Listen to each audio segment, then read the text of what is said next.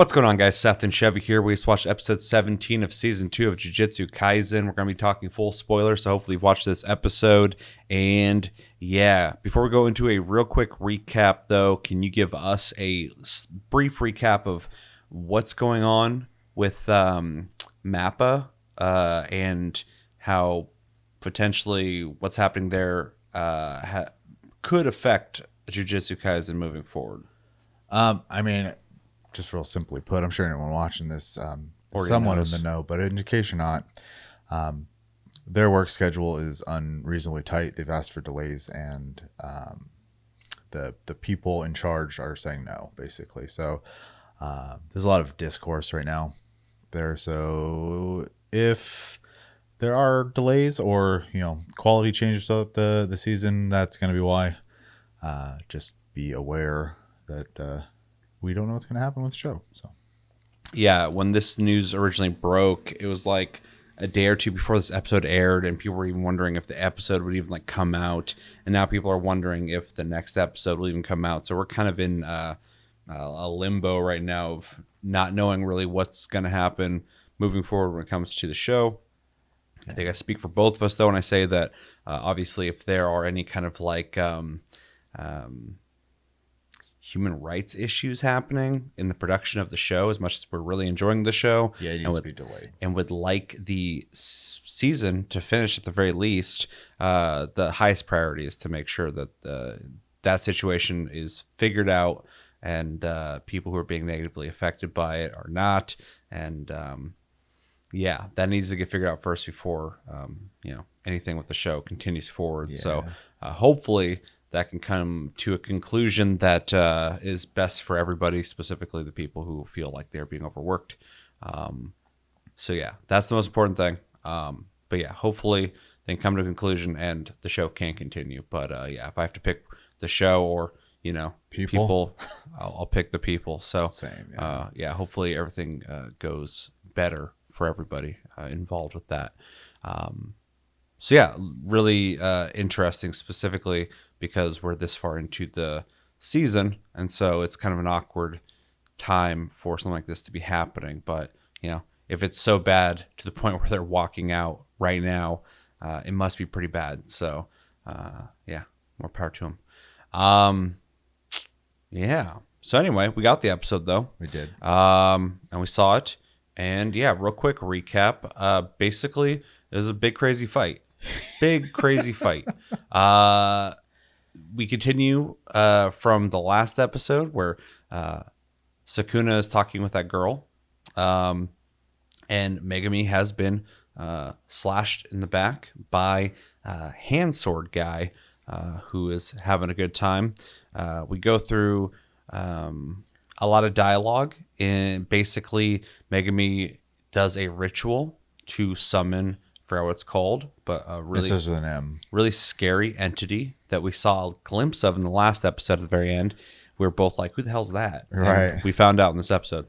Apparently, this thing that he summoned must kill Megumi and the other dude to complete its ritual. Sukuna senses this, and it takes priority for him. He stops everything he's doing to go check this out. He has plans for Megumi, so he can't let this thing kill him, and knows that he can't let it kill the other guy too, even though this dude doesn't seem that important to him. And he decides that he has to kill this. Now, we already know in the last episode, Sukuna is a pretty scary dude and pretty powerful. And this thing gives him a really good challenge that he seems to enjoy. But we get a gigantic fight that I will not get into every detail of because there's so many details. But basically, another apocalyptic, even more apocalyptic than last apocalyptic, quite literally, fight takes place between this thing and Sukuna, involving not only cars getting thrown like machine gun rounds, but buildings getting thrown, things getting cut into pieces, the big entity monster thing getting pinned underwater and then sucking up the water and blowing up the area, all sorts of crazy shit. This is a gigantic fight. that happens here. And finally, Sukuna gets to the point where he unleashes and reveals to us his domain expansion, which does not take them to a separate realm, but just kind of envelops the area they are in. Apparently, it's one of the biggest, or if not the biggest, domain expansions out there. And just basically cuts everything up and then eviscerates everything like a nuke. And he takes out a whole chunk of Shibuya, including this thing that he's fighting that keeps regenerating. He is able to keep the attack on it so long. I think I got that right when I was watching. Well, he was almost done regenerating from the first part of it, and then he did the heat part of the, or lava or fire. Basically, just had to keep attacking it because it was trying to regenerate. It had to be it's kind of like the whole idea of like trolls, right? You can't like leave any of it or also just regrow. Yeah, same idea. Yeah, because he kept chopping like pieces off of it. Yeah. Yeah, so anyway, he kills it at a huge cost to the area. Sukuna doesn't seem to be damaged a whole lot, but he definitely had to put some effort into this fight. He had to use his domain expansion. And in the last episode, he, without effort, was able to just kill anybody. Pretty big deal for him to go from that to this. Although there's a lot of cool little things in that fight where he was just kind of moving his hand and slices were happening. So really cool stuff. He then enjoys setting up Yuji to come back and witness everything that happened. Also seems to have given him the memories of everything that happened as well. What's up? I was going to say after dropping off Megumi to be healed. Yeah. I skipped that part. But so Megumi is going to get healed. Everything's good. There's a plan for him. I also skipped to at the beginning that there was a discussion between Megumi and Gojo about somebody who had powers like Gojo and somebody who had powers like Megumi way back in the day killed each other, implying that Megumi could eventually be powerful enough to potentially kill Gojo. I'm not saying he would kill Gojo, but he has the potential of being very powerful, which kind of makes me wonder what Sukuna has planned for him then, if he's that powerful. We got an explanation on the blonde guy's power, where he has the marks under his eyes that are basically like get out of jail free cards. But when he fought Nanami, he lost all of them and didn't realize that he was out of them. So he walked basically into Sukuna's death area and is no longer with us. So yeah. As he's walking off saying he's lucky, and Sukuna, told him to get, basically he just walked over there and got sliced up. So he's dead. And like I said in the last episode, in the episode when Nanami kicked his ass, it's going to be satisfying when he died, and it was. So Yuji has a kind of mental break coming back, knowing that basically his body was responsible for everything that happened. Although he didn't make the decisions, he was present for it. He was there, and it was him that did it without the intention. And so, he has a mental breakdown, ripping his fingers up on the concrete, basically saying he wants Sukuna to die, and that he's got to get back into the fight. Was there another detail I missed? He said, as he was basically convincing himself to get up, I need to get back in the fight, or otherwise I'm just a murderer. Yeah. So. And the episode ends, we see Nanami. Oh yeah, and then Nanami's walking. He's still alive, but he's got kind of a two-faced thing going on where half of his body seems to have been that was disturbing, eviscerated, which we were wondering about because last we saw of him and a couple other people we need to know about, they were all lit up by Jogo. Yeah, though. Where's Maki? Maki. Yeah, Maki and the old guy. I'm not sure about the old guy because we barely know him, but the other person's kind of part of the cast. So, well, I mean, if Nanami survives this, which he so far has, dude, tanked that hit, man. He either needs to have some kind of magic regenerate him, or he's basically a new person at this point. You don't survive something like that and stay the same. So, but he's a badass, so we'll see. So really big, crazy episode. What we think? Wild. this, this whole season is so dark, and I love it. It's it's nice to be like constantly surprised by like the decisions they make in the story and the results of the actions that people make and stuff. It's been a lot of fun and definitely a roller coaster. This episode especially. Go ahead. It's crazy that you can watch like a lot of anime or anything with episodes, and you can kind of get an idea of where things are going. You start trying to guess about big events coming up, and that might take a turn somewhere. But like this season, every episode has just been a big surprise, Over and nonstop. over. Yeah. It's been crazy. Yeah, no, this is a crazy season, story wise and everything. I am honestly just so curious on like what the conclusion can even be at this point, you know? Yeah. Yeah, I mean the fight was really cool. They used and I suspect for multiple reasons, but a lot of different techniques to pull off the fight. At times it was a little hard to follow. There's a lot happening, but I mean I think it's kind of supposed to be anyways. With the basically these two people just flying through debris constantly, like you can kind of get an idea of what's happening, and then you get these moments of action shots. So it was also kind of neat to see that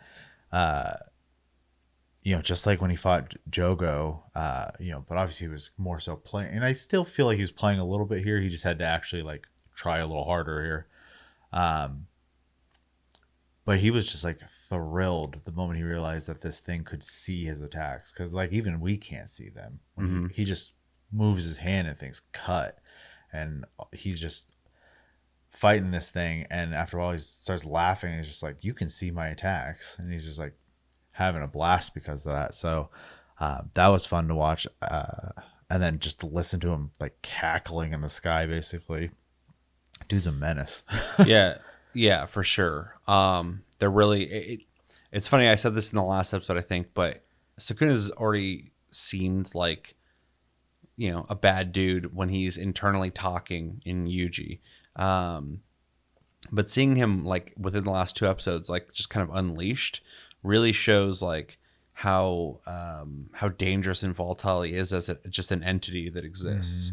There's a reason why everybody's like freaked out by him. It also makes you appreciate Gojo's existence and being able to balance that, because in the first episode when he shows up, Gojo's like, I forgot what he said about like showing him up in front of his Megumi or whatever. Do you remember that part? Yeah. But they have like a little showdown there. It didn't even give us a taste of what Sukuna or Gojo was even really capable of. It was very mild, but that was also one finger Sukuna. Now it's 15. Exactly.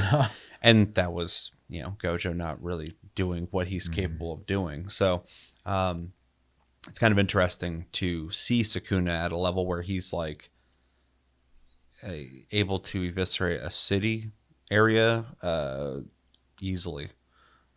His domain's also messed up because like it's not contained in anything. It's just this area is now just, if I want it dead, it's gone. Yeah. So that's why I equate to a nuke, because the damage is just done. Yeah, it's gone. Crazy. Yeah. So anyway, my whole point was Sukuna has really been illustrated as like a very dangerous and uncontainable entity. Yeah. You can't really do, like, he just does whatever the fuck he wants, and he has no thoughts about wanting. The only thing he's trying to preserve is Megumi, and that's for his own even wants. even his host, he like only cares about to the extent of like returning. Yep. Like you said, he kind of like he knew he was losing control of the body, because we've known this whole time that Yuji was going to get back, but he was just like, okay, now how do I get one last bit of fun out of this? Oh, I'll put him in front of the crater. Yeah, he doesn't like being beholden to Yuji as like that's his vessel. So like he knows he's coming back, and he's just like, yeah, fucking enjoy this, dude. Yeah, like it's crazy. Yeah, it's kind of like, it wasn't even necessarily just like I'm gonna mess with him too much. It's like kind of dark. Yeah, like, here you go. This is what you did. Yeah. Have fun. I'm out of here. Yeah, and then other than that, so, I mean, some highlights for me, like in the action sequences, um, thing threw a train at him. He just kind of Mm-hmm. like went inside of it and he caught the train and started twisting it up while Sukuna was in it. That was really crazy. The blade he was using, he swung it at his neck and he made a mouth show up on his Yeah. neck and caught the blade. That was like such a weird, cool, but like I would not have thought to like he was just gonna make a mouth show up to catch a sword. Well, it's funny, yeah, because you'd go for the neck to slice someone's throat, but he didn't even dodge it or anything. He just manifested a mouth, caught it, and Yeah. broke it. Like, Yeah, and then I like when he sliced his head and it starts to slide off, and the thing stops and pushes it back up mhm. and just heals it. I was like, "Ew." Yeah, I was wondering at first because he was like taking pieces off, and then his head got chopped. I'm like, oh, he got him like that easily, huh? Yeah, And then like it went back. I'm like, oh, okay, there it goes. yeah. That thing was crazy. Yeah, it's scary that Megumi just. It's almost like the Incredible Hulk. Like Yeah, it gets so pissed off, it's just rampages. yeah, Like that's what he did. He just unleashed the Hulk onto the city. yeah, yeah. No, phew, yeah, that thing's gross. Yeah. I really don't think I have much I can really, say. It was the whole episode it was a fight, and with actually pretty minimal ghosting too, which was kind of impressive. There's only a couple scenes where they had to darken the screen. And then yeah, the end with Nanami looking like Two-Face is kind of creepy, man. That Yeah. he literally just took a blast of lava heat to his body, and he's still just trucking along with his knife in his hand, ready to work. Still, it's crazy. Dedicated. So, I think a lot of those people are kind of expect they might die there anyways, though. So Yeah, for sure. That's why they're like trying to stay useful, stay in the fight. yeah, as long as possible. Yeah. Yeah. Yeah. Wild season, wild episode. You know, animation stuff aside, I still think it was done very well. There's a couple weird spots here and there, but overall, I think it was a good episode. So Yeah, it was interesting. Just speaking on that real quick, and of course, like I said in the beginning, we would definitely take the side and prioritize the workers over the end product.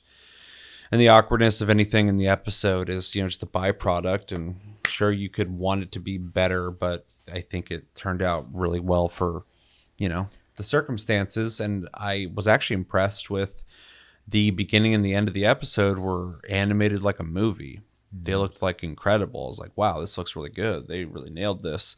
And then the giant fight scene, which was very long and very complicated in the amount of things happening in it, on like a technical standpoint, I did notice as I watched it, and it didn't really bother me too much, but I noticed the fluctuation of quality in inconsistencies. different parts of the fight.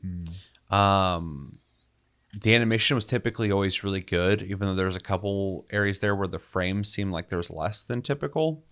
And then some very low detail parts, which I don't mind too much because even without the situation happening right now, that happens sometimes anyway. But it did seem like some parts of the fight were just fight scenes animated without the direction and connectivity of some parts of the fight moving into the other parts. And it just seemed like they didn't have enough time to...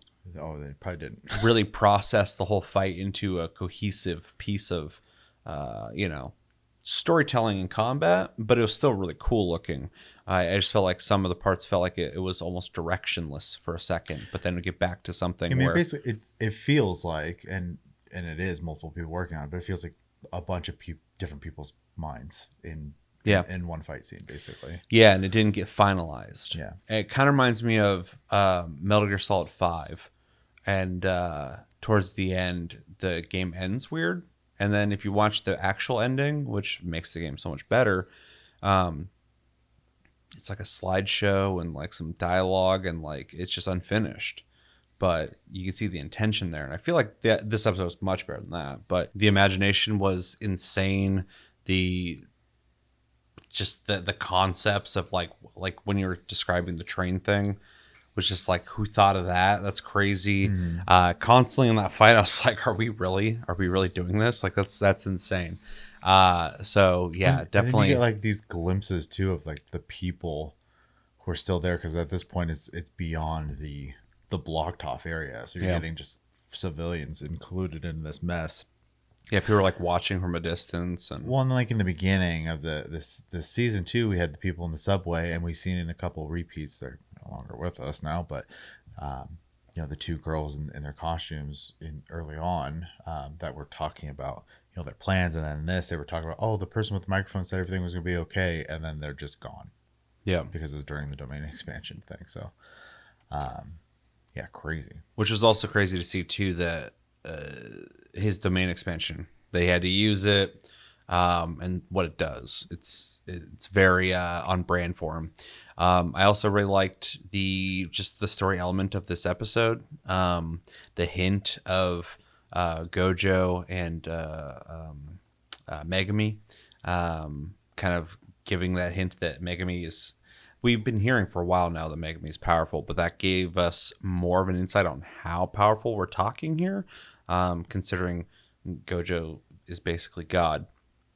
And in his absence, what is going to be able to help? Well, Megami has untapped potential. There's a start.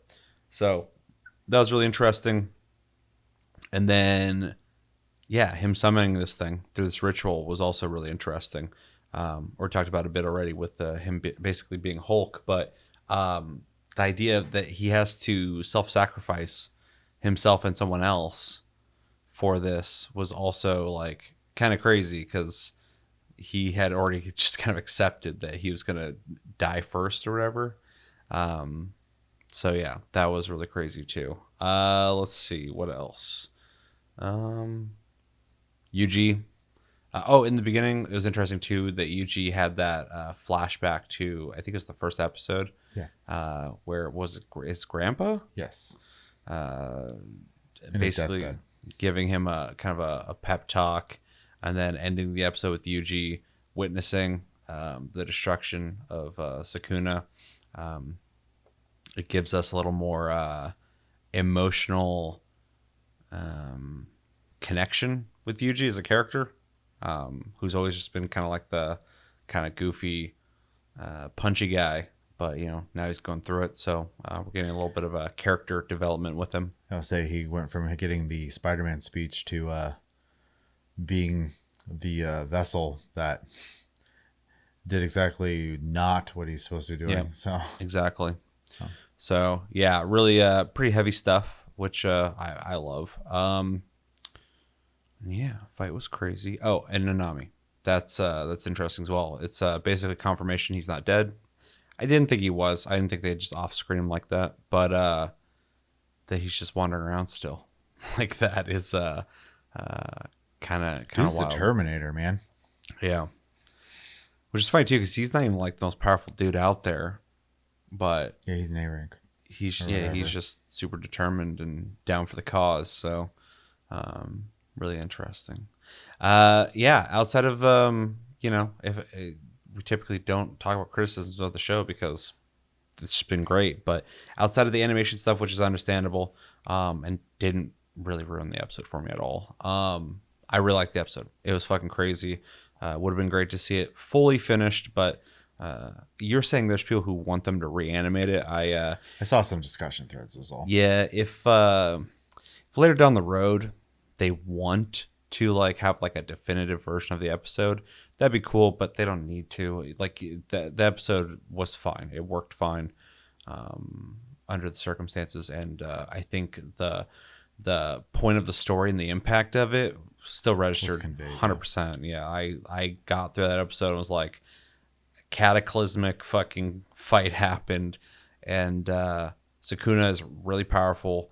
So is Megumi apparently, and Yuji's got a lot of shit he's got to deal with now. So I also understand, like, this is the mentality, like this is the manga, and so it should have like the treatment, but at the same time, like,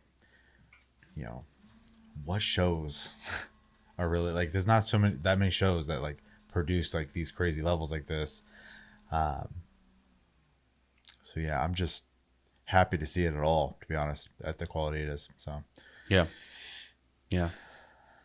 So yeah, overall, great episode. Really enjoyed it. Hopefully everything goes smoothly in terms of what's going on with Mappa, and if we get our next episode or not. I assume at some point we will. I'm looking forward to it.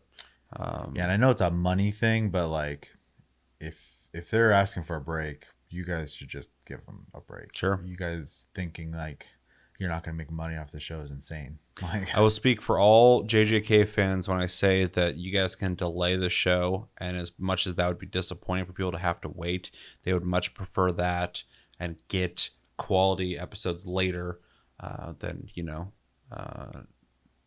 just want it now and fucking force people to work in unfair circumstances and get episodes that possibly could suffer in quality. and also just reputation wise, like, do you want to be the Yep. studio that's known for having crazy, high animation and then overnight, potentially having really butchered products? So Yeah. I mean, you're gonna do what you're gonna do, and I'm just a random dude on YouTube, but it's just some thoughts. Yeah. But those are all my thoughts on this episode. Do you got any more? No, we'll see what happens next week, obviously, but I'm hoping for the best. So Yeah. Let us know what you guys thought of this episode. What were the big highlights for you? What did you think about the Megumi situation? What do you think about the fight with Sukuna and that weird thing that started with an M as well? What do you think about Nanami? What do you think what's going on with him? And what do you think about Yuji, what he's going through right now? And where do we go from here? Unless you know, don't tell us. I was actually in Barnes & Noble last weekend, and I was looking at the mangas, and I was just trying to find out what manga is where we're at, and it's like, I think like 12, and there's like 20 something that are out here. So I was like, oh, there's a lot of story ahead still. So that's kind of crazy. So if you've read those, don't spoil anything for us because we want to go in blind because we have not read the manga. So yeah, thanks for watching though, guys. I've been Seth. This has been Chevy. And until the next review, we will talk to you guys later.